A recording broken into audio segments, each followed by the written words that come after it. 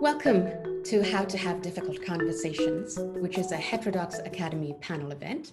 We're very excited to have you all here today for what is sure to be a fascinating and indeed a very important conversation for our times. My name is Amna Khalid, and I recently joined HXA as the John Stuart Mill Faculty Fellow. I'm delighted to be part of the team and even more delighted to be here today moderating my first event in this capacity. As I'm sure all of you know, HXA is a nonpartisan nonprofit group dedicated to improving the quality of research and teaching through promoting open inquiry, constructive disagreement, and viewpoint diversity. As our tagline says, we believe that great minds don't think alike, and hopefully we're going to have the opportunity to see that in practice today. So with everything happening around the country right now, I can't think that we can overstate the mission and work and importance of the work that HXA is doing. And it's even more important in this moment to have meaningful conversations about the very difficult issues that we are encountering. It is a true and rare pleasure to be joined tonight by three exceptionally dynamic, accomplished, and erudite panelists. So please join me in welcoming Karith Foster, Irshad Manji, and Eboo Patel. Each of them bring an incredible amount of experience and wisdom to the proverbial table. I'll begin by introducing Irshad. Irshad is an HXA advisory board member, and she's also an internationally best-selling author. Her most recent book is called Don't Label Me, A Guide to Practicing Diversity Without Inflaming the Culture Wars. And God knows we need that. She's also the founder of Moral Courage College, which teaches people how to engage constructively with polarizing issues and doing that without shaming or canceling each other. She's taught leadership at New York University for many years, and now Irshad is lecturing with Oxford University's Initiative for Global Ethics and Human Rights. And get this, she's the recipient of Oprah's first annual Chutzpah Award for Boldness. Wow, I'd love to have that in my CV, Irshad. Moving on to Eboo. Eboo is the founder and president of Interfaith Youth Corps, which is a nonprofit organization as well, working to make interfaith cooperation a social norm in America. He is a most respected leader on national issues of religious diversity, civic engagement, and the intersection of racial equity and interfaith cooperation. Now, not to be left behind, he of course is also the author of several books, and his forthcoming book has the most exciting title. It's called Diversity is Not Just the Differences You Like, Multicultural Leadership in the Age of Identity Politics. Among the many other feathers in his cap, he's also served on President Obama's inaugural Faith Council. And finally, we have Karith Foster, who is so many things. She is a speaker, a humorist, an author, and a social entrepreneur. For nearly about 2 decades now, she's been taking her passion for entertaining and critical thinking nationwide. And she's really been going from the radio to several organizations, from universities to corporations. And she's been revolutionizing the way we address issues of diversity, leadership, and self-care.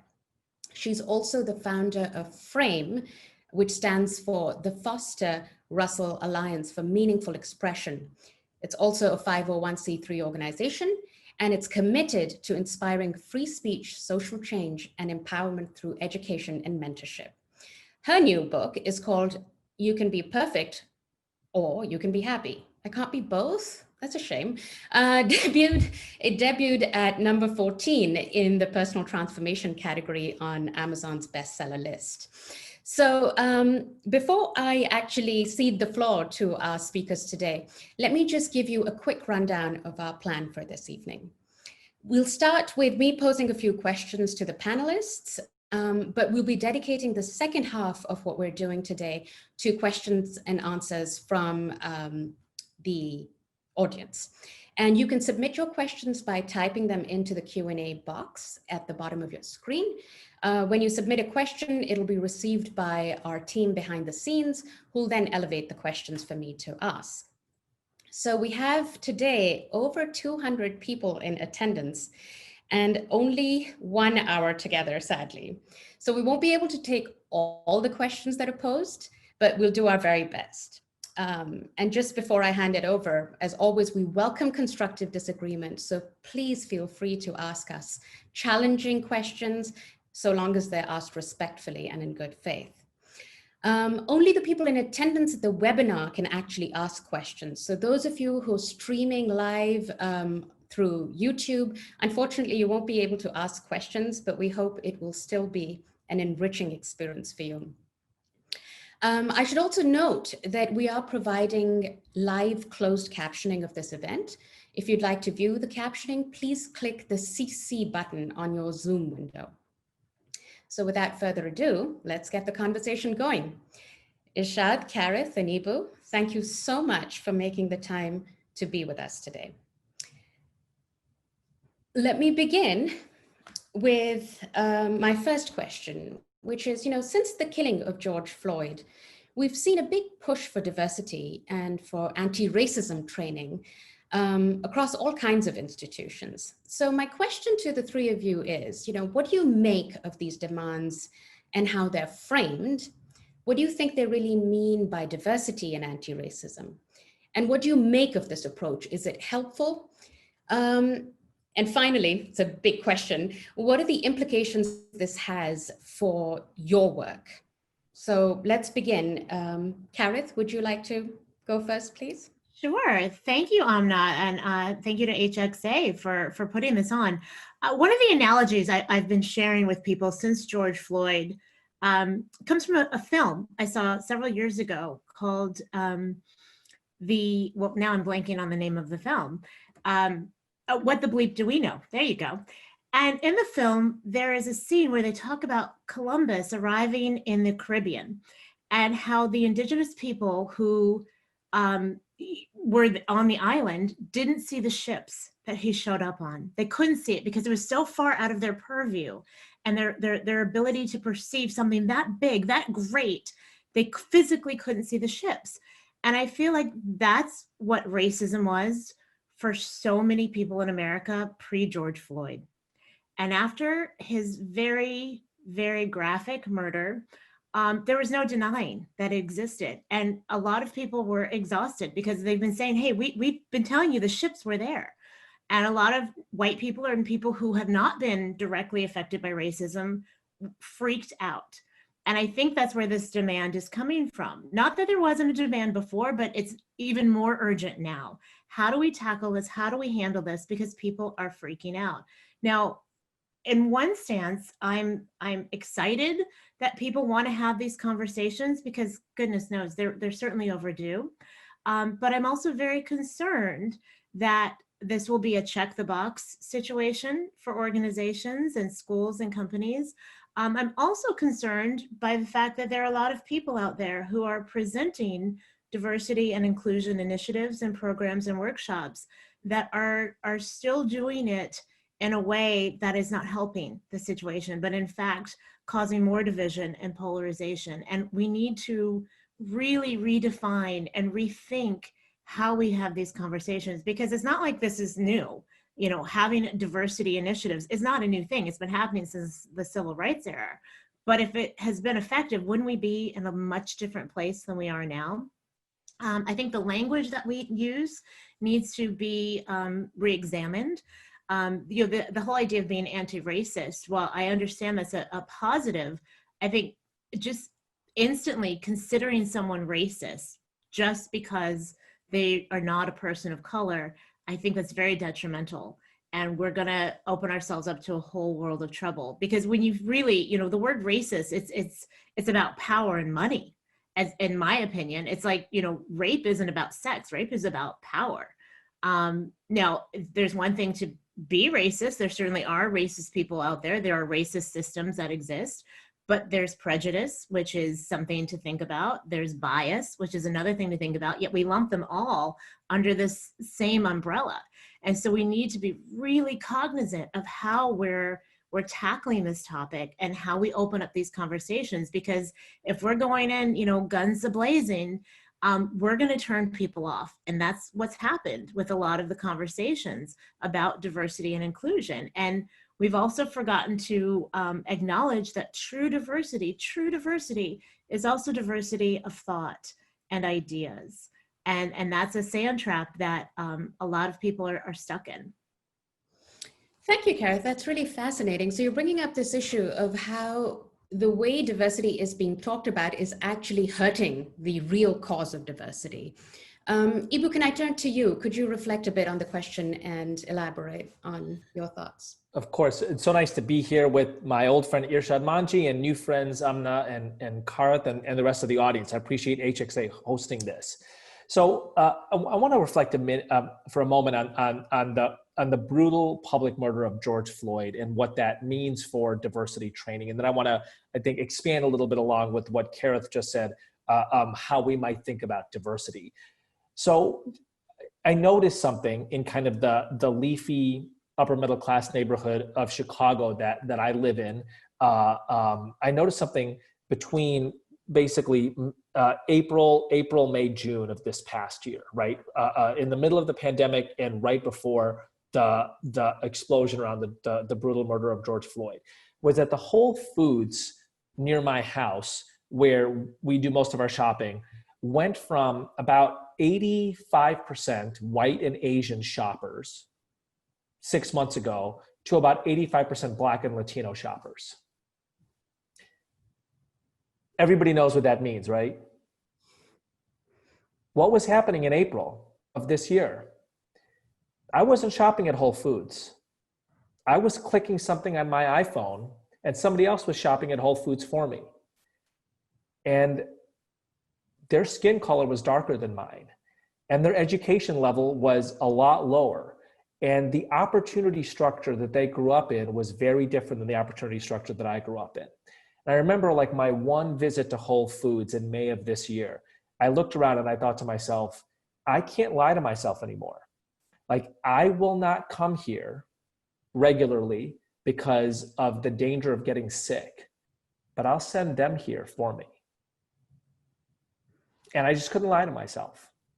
And my wild guess is that there was this kind of creeping consciousness in those of us who are fortunate enough to be knowledge workers, to work from home, to have middle or upper middle class status, where we can press a button on our phone and send somebody else into a potentially disease-ridden grocery store or warehouse or meatpacking plant or whatever it might be to do our shopping for us. And when we look at the complexion of their skin, at least in a city, it's just, you just can't lie to yourself anymore. And I think part of what happens with the brutal public videoed murder of George Floyd is all of the ways that we are complicit in racism got contained in that 8 minutes and 46 seconds. So remembering that my Indian immigrant parents who had their own struggles with racism would not return phone calls of Black people based on the sound of their voices when they left messages seeking to rent one of the apartments that they owned. And when I inquired about it, they said, well, they wouldn't be comfortable in that neighborhood. Something that just happens all the time. All of the racism that I had just accepted as part of life and probably participated in, certainly suffered in some ways myself, all of it is contained in that 8 minutes and 46 seconds. And again, you just cannot lie to yourself that we live in what Isabel Wilkerson calls a caste-based racialized society. I don't think it's as stark as the Indian caste-based system, but come to do the experiment in my Whole Foods between April of 2019 and April in 2020 and tell me that the difference is not vast and stark. So on to the question that you asked, Amna, which is the solution to some of this challenge, which is 400 years old, right? It's in the land in which we sit, it's 400 years old, at least. Is it the diversity training that colleges are offering? I certainly don't think it's all that, and I have my own critique of many kinds of diversity trainings, but at this point, I think that some contribution is better than no contribution, right? And 6 months ago, if you had asked me this question, I would have, and I did, write a blog for Inside Higher Education where I have deeply questioned the stridency of much diversity work, although I consider myself what I like to call a diversity progressive myself. And now part of the question I'd like to raise is, did that stridency accomplish something? Did its kind of uncompromising stance of basically pay attention to police violence against Black people, pay attention to police violence against Black people? It means that those of us who didn't really want to pay that much attention could not view the George Floyd moment as an anomaly. It was not an exception. What I considered stridency in an uncompromising approach to diversity issues, about which I was very uncomfortable some months ago, wrote frequently about how much I disliked it. Those people created a mental category in which the George Floyd moment does not strike our minds as an anomaly, it strikes our minds as an embodiment. And if there hadn't been noise about Trayvon Martin and Michael Brown and Laquan McDonald, and we all know how long and egregious that list is, I think what would have happened with George Floyd is what happened with Rodney King, which is this is a terrible one-off. And instead, the mental category was created and we viewed it as, wow, it's the dot that creates a narrative of everything else. And that's for people like me who are a little bit slow to the table. So it's a different answer than I would have given 6 months ago, right? It's a very different answer than I would have given 6 months ago. And I'm happy about that. I think that part of what intellectuals do is they revise their views based on the evidence at hand. I'm going to switch gears for a second. Totally. And I'm going to say a word about diversity, what diversity training doesn't deal with. Doesn't deal with viewpoint diversity, and I'm very glad HXA is a voice that is lifting that up. And it typically doesn't deal with religious diversity. So I speak on 25 college campuses a year, typically physically, this year virtually. And one of the questions I always ask is in your freshman orientation training, right? It's the time that the college tells its newly matriculated students, this is what we are about at Washington University or the University of Rochester or at Miami of Ohio or Carleton or wherever. This is what we are about. How much of your 3-day freshman orientation was given over to diversity issues? And the answer is typically half. Half of it's given over to diversity. And then I say, how much of it is given over to religious diversity issues? And I get a bunch of blank stares. Okay. So somebody tell me religious diversity doesn't matter, right? That it doesn't actually have a major impact on our civic life, that it is not of great importance to the personal identities of many people, that it is not a significant force in our politics, that it is not one of the ways that in the United States and elsewhere, the nation is imagined, city on a hill, beloved community, cathedral of humanity, et cetera, et cetera. My organization, IFYC, just did a major report on this. We will put it up for all the audience to see. And one of the things that we found is that in a range of diversity issues, students said that 75% of students said that they spent a significant amount of time looking at racial issues. About 70% said they spent a significant amount of time looking at political diversity. Significant amounts said they spent a lot of time looking at LGBT issues. Every religious identity that we asked about was under the 50% mark, meaning fewer than 50% of students said they spent any time studying Muslims or Hindus or Jews or evangelical Christians or members of the Latter-day Saints tradition. That's a massive population that our colleges are not paying attention to and that diversity training is not engaging. And that is a problem. That was fascinating, Eboo, because what you're highlighting is that the diversity conversation is actually not paying attention to some key dimensions, religion being one of them, viewpoint diversity being one of them. And then the other one that I heard when you were telling the Whole Foods example is class. It tends to map on to race very closely in the US, but it is a category in its own right. And I don't hear much conversation around diversity, class-based diversity. So with that, wonderful contribution from you. Irshad, may I turn to you and your thoughts on this? Sure. So I'll try not to repeat anything that my colleagues have said, and I will respectfully part company a little bit with Eboo, who's not surprised because we have parted company on much over the years, and I hope I can still be seen with the kind of affection that, that I have for him. Let me tell you guys a story. About 8 months ago, I was asked to keynote a conference of educators and students on diversity and inclusion. And as part of that conference, which, by the way, had been held annually for 20 years, for the first time, the organizers incorporated an event with students themselves. It was what's known as a fishbowl. Everybody sits in a circle. The inner circle consists of the students, and then the outer circle consists of the teachers. Only the students are allowed to speak. Teachers are there to listen. And for about half of that fishbowl exercise, the students, completely unprompted by me or anybody else, said that the kind of diversity that was most lacking in their schools was diversity of viewpoint. They had never heard this from me or from anybody else at the conference. And when one self-identified liberal student began speaking about it, another got the courage to speak about it. And a third acquired the courage to speak about it more. One said, I don't have a monopoly on truth. In fact, I need to hear from my conservative peers so I can grow, so I can learn. Another said, it's just not fair that as liberal kids, we get a totally fair hearing in our school. But, the kids from conservative families basically don't say anything because they know they're going to be called names, or they're going to be, labels are going to be thrown at them.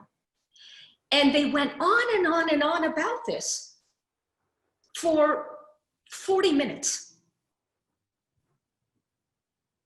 And then one of the girls, someone who had not yet spoken, also said, we talk a lot at our schools about race and about racism, but I've never had an educator who has a visible disability.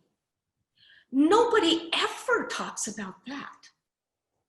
And if we're supposed to be seeing the world through different eyes and different experiences, do people with visible disabilities matter less or at all? So the fishbowl exercise, the first round wrapped up. And then the second round involved the teachers, self-selected, coming into the middle ring and offering their thoughts on what was said. And the very first comment came from a woman who leads a special needs school. And she began to weep. And she said, I have been coming to these conferences every single year dutifully. This is the first time I've heard anybody discuss disability. And it didn't come from an adult. It came from a young person. And you could hear the metaphorical pin drop. And here's what I think happened. Yes, Eboo, of course there is racism. Of course there is classism. Of course. You know why I say of course? Because we're human beings. We are utterly imperfect. We think first with our emotions and therefore with our egos. And only if we are encouraged and reminded and skilled enough do we learn to transcend the primal part of our brain in order to tap the more evolved and reasoning part of our brain. That takes an intentional effort. You bet. All of these prejudices are with us. It's not just about white people or about brown people being anti-Black. If in that conference of esteemed, practiced diversity practitioners.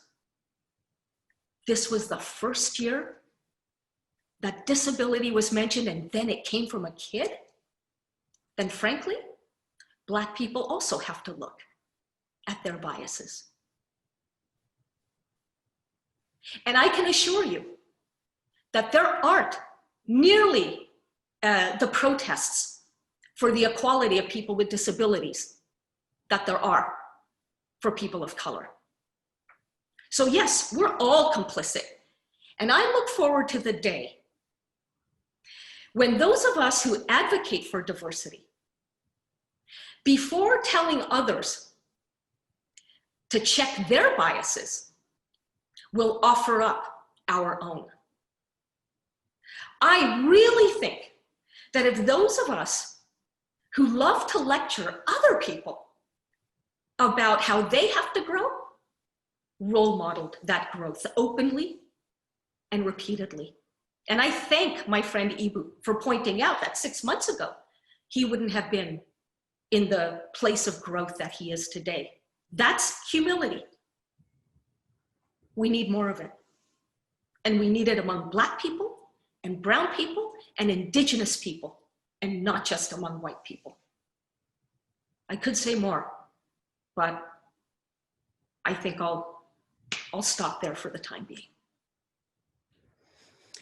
Thank you, Irshad. So this brings up another issue that also came up in what Eboo you were saying earlier, which is how are we talking about, let's talk about the race question, for instance, which is at the forefront. You know, when we talk about racism in the US today, it's becoming very much a black and white issue. And I'd like you to reflect a little bit on what other kinds of racisms are part of the conversation or should be part of the conversation. Eboo, you mentioned that your parents would not respond to messages left by voices that sounded Black. And it was always couched in terms of they won't feel comfortable here.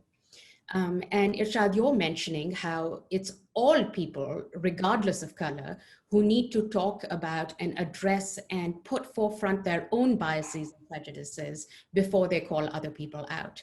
So I feel like my question is, what do you think about the lines that are being drawn in the diversity conversation right now? To whose benefit and who's being left out, and what might the implications of that be? So, you know, I'm actually not sure that Irshad and I disagree that much. I think the interesting question here is a question of categories, right? And the category that I wanna kind of front is what Clifford Geertz called modes of discursivity, which is you know, it's a combination of kind of an intellectual. Which intellectual frame are you following? Is it critical theory? Is it pragmatism? Is it quantitative analysis? Which intellectual kind of mode are you following, and how do you choose to talk about it? And I think that there are two things, there are at least two things that, you know, having known Irshad for 12, 15 years and have been friends, there are at least two things that we share closely, and my wild guess is Karith and you and I share this, and Amna, you and I also, which is a mode of empiricism, which is let's seek the facts of the world and let's seek them wide and far, and let's see what kind of picture they give to us, right? And the second is kind of a mode of temperamental moderation, a mode where it's a sense of let me listen to what you have to say, right? Where is it that you are coming from? I highly value these two ways of engaging. Their democratic discourse. You know, I like the empiricism of what, you know, seek facts far and wide and let's see what they say. I was steeped in critical theory as an undergrad, and I became strident and activist about it, and I quickly found the limits of it. And I actually discovered the limits of it when I went and started teaching in a tough neighborhood in Chicago, and I had, you know, basically I wanted the 18-year-olds I was teaching to be characters in my critical theory paradigm, and they weren't, and I was not a helpful educator to them. And I think that part of what has been very useful for the past couple of years on the activist front is a strident critical theory approach, which, let me just say, I temperamentally do not like. I do not like self-righteousness. My wife would roll her eyes here and tell you how self-righteous I am. But I do not like self-righteousness, at least in other people. I don't like to be yelled at. I don't like people who use what I think of as slogans over and over again. I don't like the kind of the magic bag of words that people are constantly pulling out. And I will say that without that, over the past 8 years, principally by the Black Lives Matter movement, I do not think the George Floyd moment would have been as electric as it was. And the reason I say that is because that group of people, and let me say over and over again, I wrote a column, I still write a column for Inside Higher Ed about, I call it a 2 inches left of center critique of a 4 inches left of center identity politics, right? It's got an Obama feel vis-a-vis kind of a Jeremiah Wright approach, right? I don't think that the George Floyd moment would have rocked the world the way it did or should have had it not been for 8 years of strident activism. Basically, in your face, you will recognize my categories. I will not listen to the other facts you want to bring up, et cetera, et cetera. And I am grateful for that. And it is against my kind of character and intellectual temperament to say, because you were in my face for 8 years, you forced me to create a mental category which was in the middle of my mind, right? The violence that police officers commit against Black people, and the George Floyd moment brought it to the front and the center.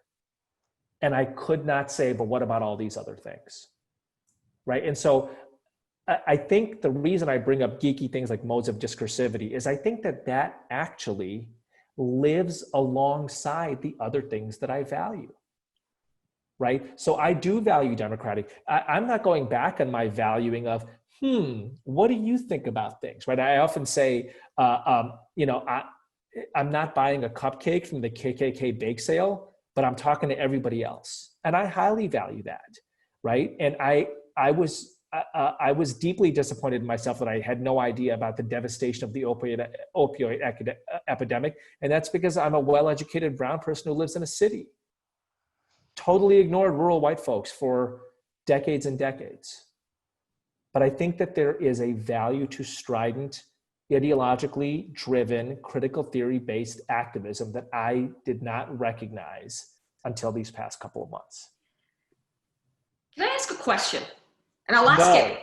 Thank you. Thank you, Mr. Non-Stridency. I'll ask this both of Karith and Eboo, given what we've just heard from Eboo.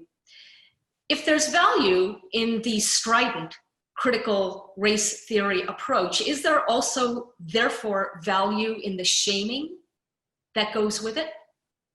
Karith, what do you think? I love that you brought that up. Absolutely not. I don't know anyone who has changed their mind or their ways by being shamed. Not any of my children, not my husband, no politicians, certainly not students and folks in corporate America. That's probably the worst thing that we could do. That's the worst way to approach this. I know that you and I agree on this. There are certainly ways to bring people's attention to these matters without getting in the face and saying, you need to see it this way and understand. And if you don't, you're a horrible person and you're evil and you're bad. People are not going to understand certain things until they've experienced it. And not everybody's going to experience everything the same exact way, which is why we need to implore what I call it caring. I say, when I speak, I want people to care, which is have conscious empathy, active listening, not just hearing what someone says, but interpreting, taking time to let it marinate, responsible reactions. How you respond is everything between creating a conversation that can go somewhere or creating an arch enemy. And of course, environmental awareness, which is what Eboo was talking about. You know, the fact that we just haven't been aware of our environment outside of our little bubbles, whether it is rural America who's suffering from an opioid epidemic, or people who are brown who, you know, live in poverty and have diabetes because the diets they've been given for generations now have been crap. You know, the reality is we are all the stars of our own one-person play, as my theater professor used to say. And now it's time to step out into the audience and talk to one another and listen. And it has to start with that. Are we going to all leave singing Kumbaya and holding hands? Of course not. But to get these conversations, and that's what people don't know. People do not know how to communicate effectively right now. Like, I don't feel diversity and inclusion workshops should be about diversity. It should be about how to talk to one another and how to listen and how to hear and grasp someone else's experience so that you see where they're coming from. And that's why I admire you so much in the work that you do. We're so much on the same page with this. And I think people are catching up, but you also said something, Irshad, about changing people's minds. Something I've learned recently is about the heart, the human heart. Like, we think it's just this muscle that pumps blood through our bodies. Like, that's it. We've thought we've known everything about the heart for years because we've been doing heart transplants, but the heart is actually, it has over 40,000 neuroreceptors, which means it has its own brain. It's a little brain. It can think independently and feel and empathize separately from our minds. So what we have to do is start connecting the heart and the brain and touching people's hearts when we go and we speak. And it sounds woo-woo and it sounds like kind of out there in new age, but that's the only way we are really going to effectively come together in unity and have peace and have people able to effectively communicate. So Eboo, what about the shaming? And I would like to say something after that about something related but different. What about the shaming? So, it so turns me off and I so dislike it, right? And I am temperamentally opposed to it. And part of what I think about is Donald Trump is still out there, right? Like, he's the president of the United States. The shaming doesn't work against him. Shaming tends to work against the people who 80% agree with us, right? So people 4 inches left of center, they shame people 2 inches left of center. And, if I can quote Ronald Reagan here, Reagan would say, the person who 80% agrees with you is not a 20% traitor. I really dislike shaming. Mm-hmm. And this is so different than what I would have said 3 or 4 months ago. And frankly, it's different than what I would say in a different panel, where I would play Irshad or Karith on a different panel, mm-hmm. right? Mm-hmm. So the fact that we're on this together is an authentic but different part of me is speaking. Mm-hmm. I wonder if part of what the past 8 years of strident activism have done, including shaming, I will keep on saying this, is psychologically force a mental category into our heads. Rodney King was part of a pattern, and most Americans saw it as an anomaly. And you could not see George Floyd that way, because a movement that, look, I grow up trusting police officers. I instinctively trust police. 99 out of 100 experiences, I might have had 10 experiences with police. Everyone, 9.5 out of 10 have been positive, right? A different mental category had to be forced into my head. And Irshad, I didn't like it at the time. I do diversity work from kind of an Obama position. I'm like the inspiring brown guy, the friendly Muslim who doesn't scare white people. You and I play that role together. We play that on TV. In fact, we played that on TV together, Irshad. That is mostly, when most people say that it's a joke, but we actually have played that character on TV together. And so I am used to kind of getting yelled at by more strident diversity activists, and I do not like it. And I have to be honest, it over time has done its work. So what I mean by that is I go to Whole Foods in April and May, and I have a category that has been forced into my head that helps me understand what I am seeing. And that, by the way, Irshad, to your earlier point, when a Whole Foods shifts over from 85% white and Asian to 85% Black and Latino, it is not a question of personal bias. No, right. Right? Right. It is much deeper than that. It is much deeper than that. So I know you wanted to jump in. Intervene here and say, Irshad, I'd like you to respond. And then in the interest of having our audience ask questions, I'm going to turn and privilege some of those questions. So go ahead. Boy, how to respond in a couple of minutes to all of this. Eboo, I commend you for having the introspection and the humility to recognize that a particular category that you may have been missing now is visible to you. But I don't believe that your example is one that is at scale. I think because of the work that you do, you have a particular openness. You are skilled, as you say, you are educated. You constantly observe other people's responses and reactions to you, and you observe how other people behave. The point is that you are in the space. The vast majority of people, particularly those who need to be convinced, are not in that space.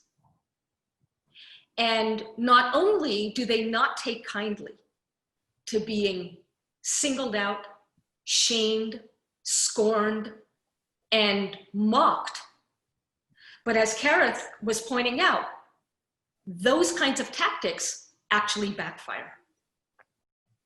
What I find so fascinating, folks, is that, you know, here we are in the midst of a pandemic, and public health officials, since the AIDS epidemic and possibly even before, have known that in order to change behaviors, you've got to meet people where they are.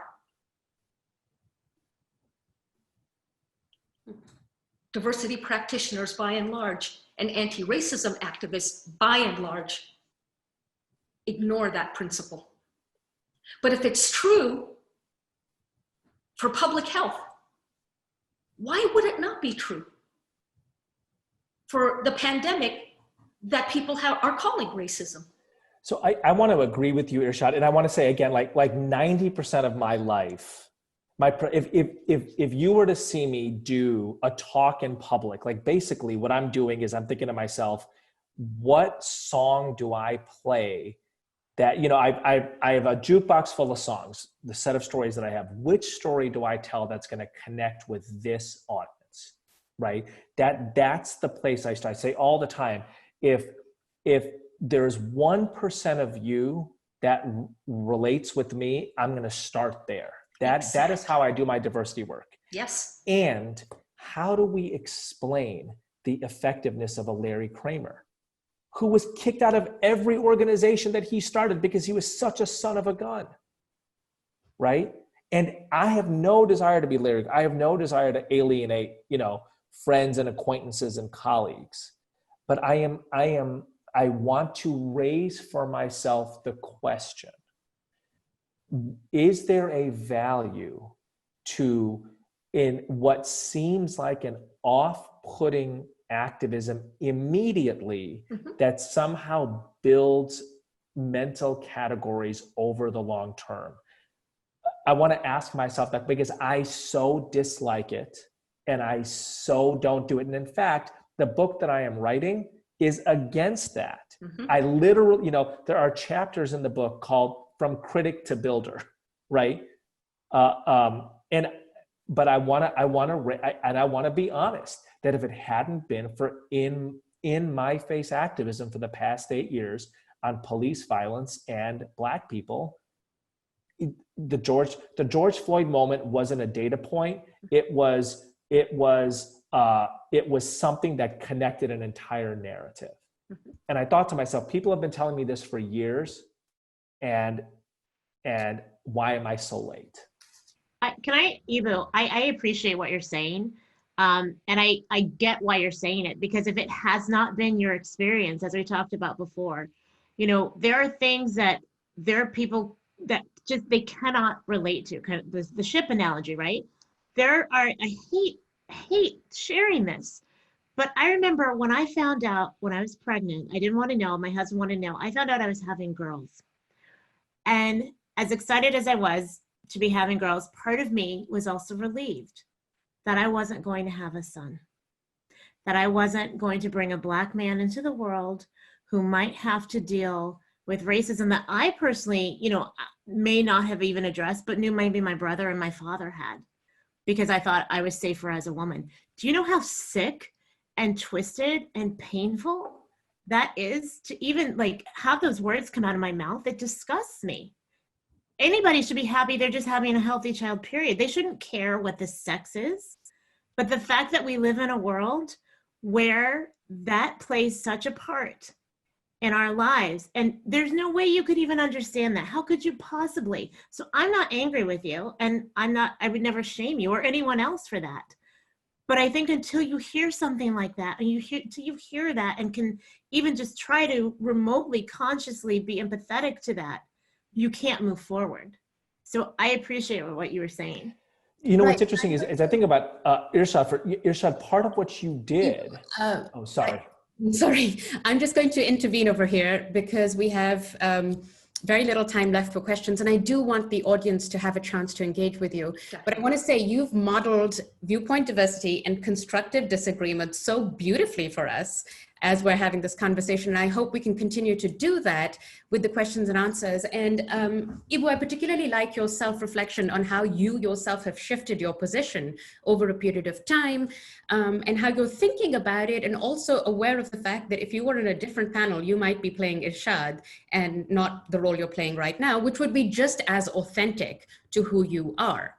So in keeping with that, we have an interesting question over here from someone who is a professor in a sociology department, and they say that their graduate program has about 30 graduate students, and only 4 of them are men and only 2 are white. And they have found this to be a little disconcerting at times, and have flagged it to their colleagues, but have been dismissed and don't seem to get the response that they're looking for in terms of this is a problem. And the question, again, is a self-reflective question. Is it wrong of me to wish that I had more white male students for the sake of diversity? And why is this not considered a problem by anyone else? So that's kind of more of a question about our times. Would you like to give your thoughts on that? I'll jump in and say that, no, I don't think it's wrong for him to hope for more demographic diversity. The fact of the matter is that, white people are part of the tapestry of 21st century America. What I'm working towards is a world in which, people are seen not as white, black, brown, or any other particular label, but rather as, ironically, and perhaps contradictorily here, as one label, and it is this. It's not even human. It is plural. That each and every one of us is a plural. And that means that the fact that Eboo, Irshad, and Amna have come from Muslim heritage, however it is that we identify ourselves now, does not mean that we think the same. There are many sides to each of us, including the so-called white straight guy.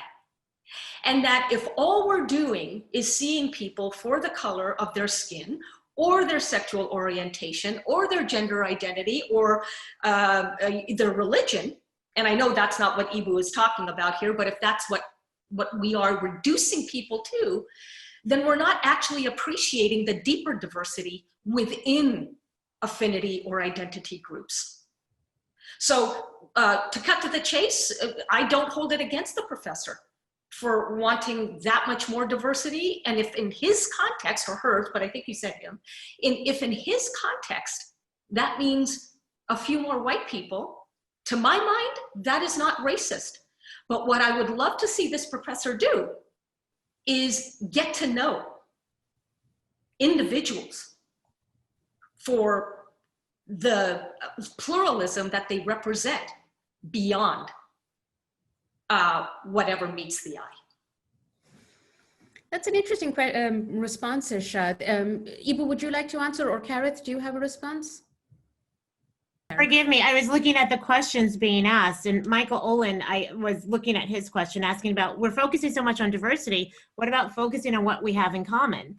And that's actually the approach that I take. I coined the term inversity, because I think it's really important that we, of course, address the history and experiences and individual wonderful qualities that we all bring to the table, but we should shift the focus from what separates and divides us, which is traditional D&I stuff, to what do we have in common? How can we be truly inclusive of one another? But most importantly, being introspective, meaning understanding one's value, one's worth, one's connection to humanity. Because I feel like that's really where we get to the heart of the matter. Because when you can focus on those things inside of yourself, then you can see them in someone else. When you understand your value and worth, then you can see the value and worth of another person, regardless of their ability, their sexual identity, their religion, their skin color. It has to start with you first. We've been working from the outside in, now it's time to work from the inside out. And if I may just quickly add, I think, Karith, that is what I think, viewing one another as plurals right away, no analysis needed. The fact that you are an individual who may, voluntarily or mandatorily be, part of other groups is neither here nor there. You are a plural, I am a plural, the professor who asked the question is a plural, and that, before I even know anything about you, is what we have in common. So diversity work is like sports. And Irshad is talking about football, and Karith is talking about baseball, and I'm talking about tennis. And what I mean to say is these are all different problems, or they're different dimensions, right? So the Whole Foods issue, I'm going to keep on coming back to this, right?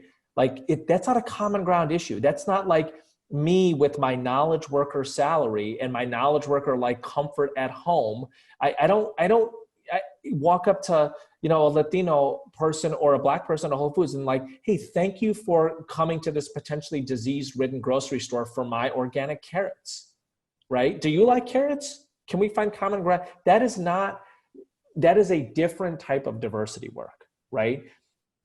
Irshad, what you're talking about, which I think is so important, right, is what I call the Russian dolls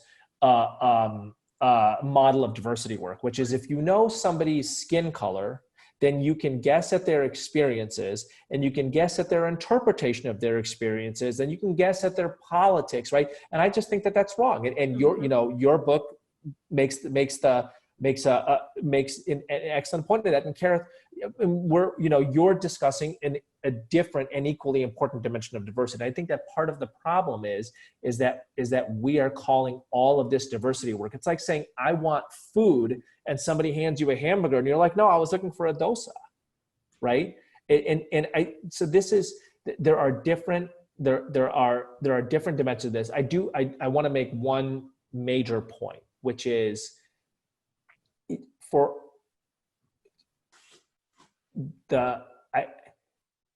it is totally unclear to me whether the increase in especially white wokeness actually solves for structural inequality. Right?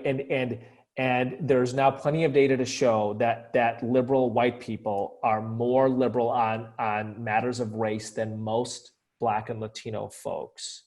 You're much more likely to have a white student at Sarah Lawrence use the term Latinx than you are to have a middle-class Mexican, right? Fewer than 10% of Latinas use the term.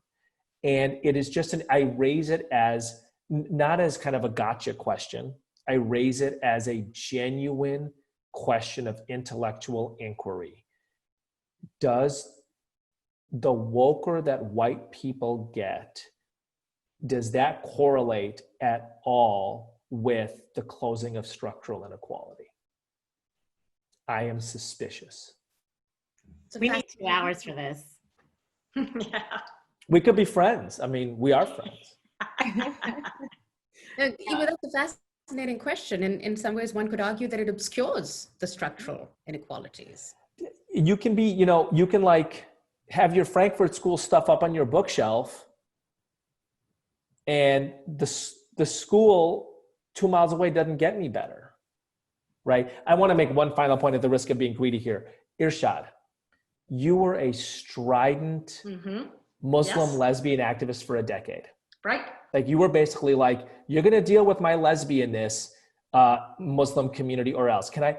And part of what you do in Don't Label Me is you say, I don't want to be that person anymore. And you know why, Eboo? Can I just quickly say? Yes, Because you but then I had a want to thank talk you with for me. something. What? You had a talk with me. You had a talk with me years ago in which you showed the care and the kindness that I was rarely treated to by other Muslims. And you took me under your wing and you talked to me like a sister, like me being a sister to you. Oh, I'm getting a little chills. That's so that's the nicest thing anybody's ever said. You know, goosebumps or no goosebumps. The point is that what Karith is talking about, genuinely, sincerely conversing with one another, caring about one another, asking questions, listening, hearing our backstory, taking the time to respect. Respect comes from the Latin word respectate, which means to look again and not stop at a first impression. That's what you did, Eboo. And I've never forgotten that. And I will tell you, it had the kind of impact on my life and on my work that gave me the permission to communicate with others in the way that Karith has been speaking to. Just that one conversation. So what's interesting is that while you may have been changed because of stridency, I was changed because of kindness. That's interesting because it speaks to diversity of how people respond. Yep. How there may not be one way of changing society, but many ways. And in fact, we need a multiplicity of ways.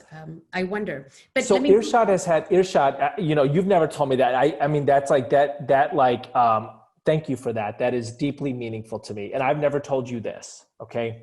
So for years and years, I was very circumspect about being in his smiley, right? I do interfaith work for a living, and I work with lots of Muslims. I work with you know, everybody from Salafi sheikhs, et cetera, et cetera. I've never lied about who I am, and I've always been proud about being this part of this small Shia minority. There's always very circumspect about it. It's because, Irshad, you specifically, and a set of people like you, through elbows for a decade, you cleared space so that now I just say it openly, and not just me, right? Like it took elbows that were probably not consistent with your temperament. My sense is like who you are now is much more consistent with your genuine temperament, right? Just as who I am now. Like I'm not good at yelling. It's just not what I do. It's not who I am, right? But because of the space you cleared, there are lots of people, gay Muslims, lesbian Muslims, progressive Muslims, Muslims who love Hindus, right? Muslims who are questioning God, etc. They feel more able to be themselves. And you were a key figure in that. And it didn't happen overnight. That's the thing, like in our conversation, I think that there's something really beautiful that happens in a friendship. And Irshad, you're such a wonderful person. It's hard to not be friends with you. It's right. So like, even if I didn't want to be friends with you, you would have like melted my heart. You're just a wonderful, smart, engaging person, right? So I think there are things that happen in a moment, and then there are things that happen over time. And one of the reasons I keep emphasizing this is because I really hate stridency. I hated myself when I was strident. I hate it when people are in my face. But I look up after 10 years, I'm like, boy, those folks cleared space. Irshad Manji, like in your face, lesbian Muslim, cleared space. And 10 years later, there's a bunch of people who are like, yeah, I'm a Shia. Yeah, I'm a Sufi. Yeah, I'm a lesbian. Yeah, I'm gay. Hey, who do we have to thank for this? Some folks who were strident. 10 years ago. It's a hug moment. I hate to kind of interrupt this moment, but I do want to say, Eboo, you know, I see the point you're making, but another question could be, so it clears a space, but is it closing other spaces? And this is something I'm not expecting an answer on now, but it's just something for us to ponder, is that, okay, even if we were to say stridency clears certain space, makes people notice something, in its wake, is it closing space for other conversations? So that's it also takes the toll. I'll shut up with this, but it takes the toll. It took a toll on my friend Irshad, right? Like I felt the heaviness in your book, Don't Label Me, which is a beautiful, it took a toll on you. That's not fair. That's not fair. Right. So I'm going to move on to another really good question that we have, which comes from one of the members called Alice. And she asks, it feels like diversity programs are falling primarily into a critical race theory framing currently, as opposed to a more classic liberalism framing that would allow for a broader type of diversity, inclusive of ability, class, education, religion, and other things. So her question is, do you have tips for moving from the former to the latter, or even recommendations of other frames to consider to broaden the diversity conversation?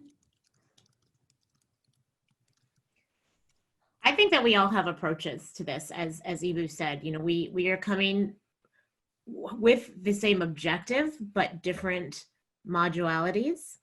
And we're not always going to hit the same people in the same place.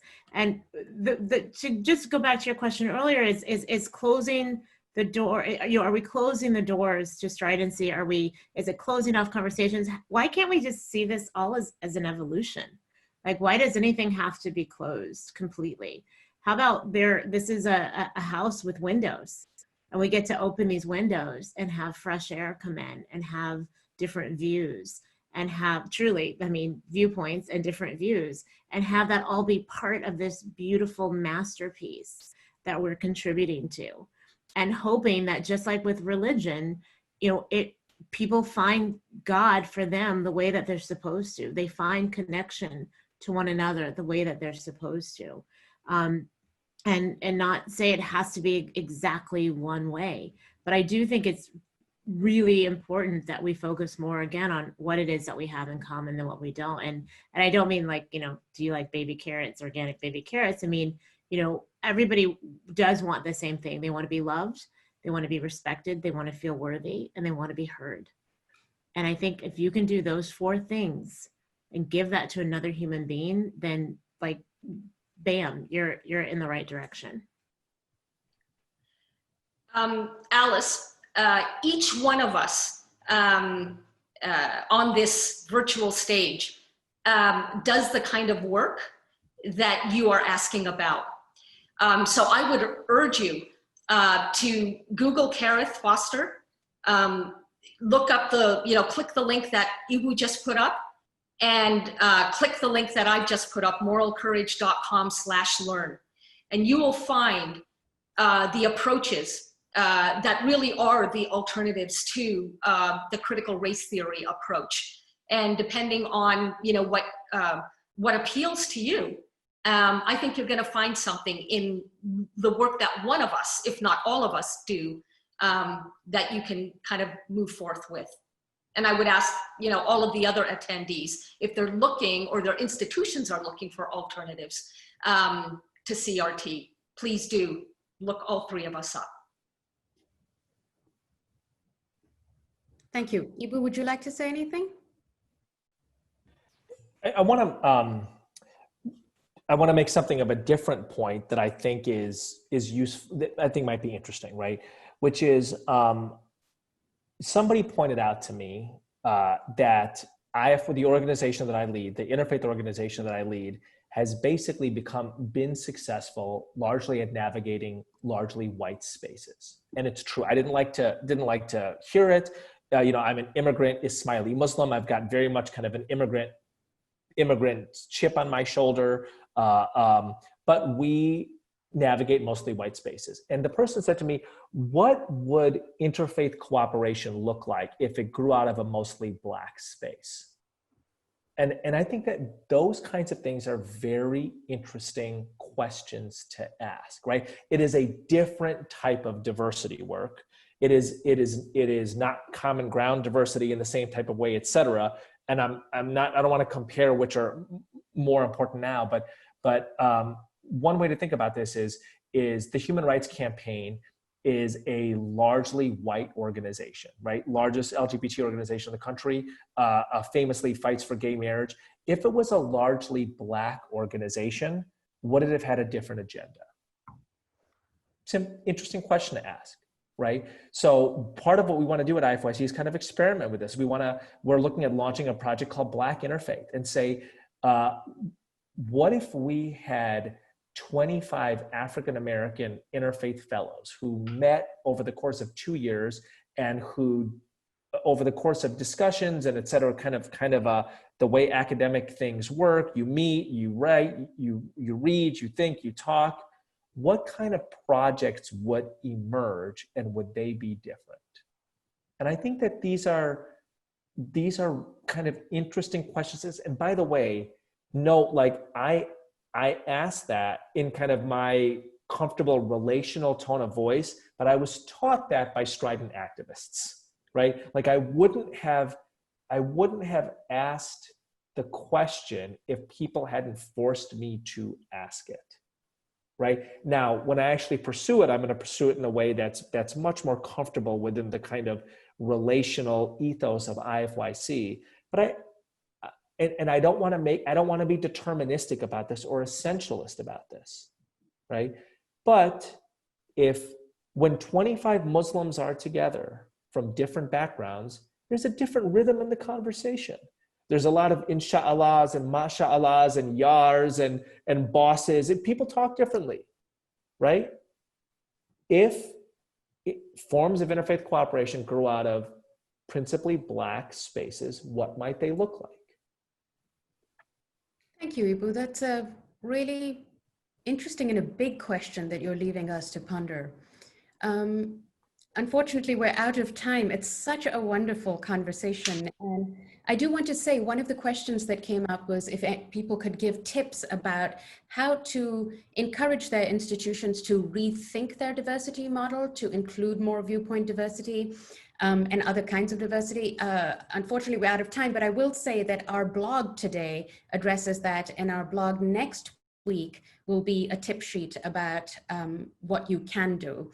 So please join me in thanking our wonderful panelists who've really given us such a treat. And like I said, so beautifully modeled what constructive disagreement looks like. So thank you. We are very appreciative of you taking the time to join us this evening.